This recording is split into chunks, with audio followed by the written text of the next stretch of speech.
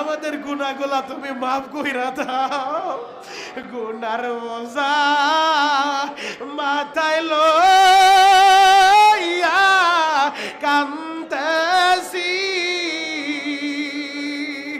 গুনার বোঝা মাথায় নিয়া কান্দেছি।